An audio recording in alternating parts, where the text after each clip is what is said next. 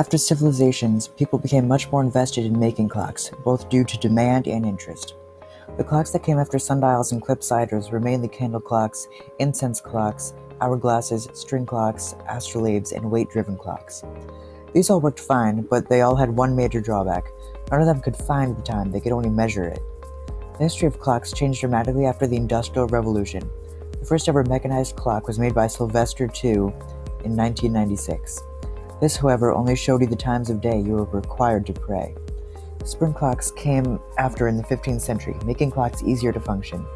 These were implemented into many clocks, eventually providing the solution to creating a smaller, more portable clock, the watch. However, early spring clocks were very inaccurate. When the spring was tightly wound, it would exert more pressure and the watch would run faster. It would go progressively slower as it unwound. In 1610, a glass cover was added onto watches, making them sturdier and more practical. With the creation of this, watches exploded in popularity. This promoted the beginning of the first watchmaking company, Geneva. In 1674, Christian Huygens invented the solution to inaccuracy in watches. He made a spiral balance spring to implement into watches. This is still used today. It was essentially a flat spring that moves clockwise and counterclockwise, taking and losing pressure only very slowly. It also added a winding feature so that it could tighten it. However, this often broke and was very finicky.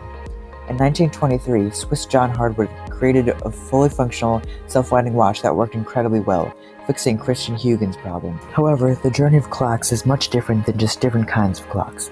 There are many inventions in timekeeping. For one, standard time was invented by Sir Stanford Fleming in 1878. This provided the basis for time zones all over the world, so everyone could experience noon when the sun was overhead. Greenwich was the prime meridian longitude of the world.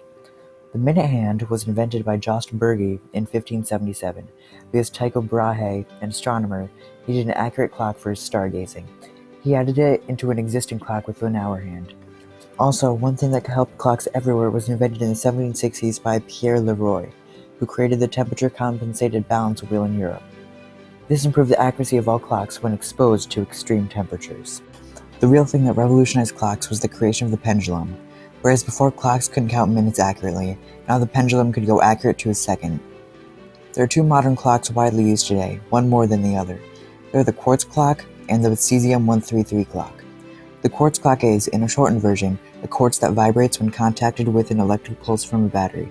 After a series of coils, this is converted into mechanical motion of a second hand, ticking at a rate of almost exactly 1 second. It's accurate to 1 second every 10 years. The mechanism is used in all clocks today. However, a new, even more accurate clock has come out, which measures a second exactly. This is called the cesium-133 clock. This, again in a shortened version, takes an atom of cesium-133 and measures its vibrations. It vibrates a certain number of times in exactly 1 second, and so it is extremely accurate. So from sundials to cesium-133 clocks, the history of telling time has indeed taken a long time. But it was well worth it. Without this journey, you would not know the date, the time, how long something takes, anything. Not only that, there wouldn't be any seconds to count with, no minutes, no hours, no days. Clocks organize everything in our lives and have come a long way to be able to do so.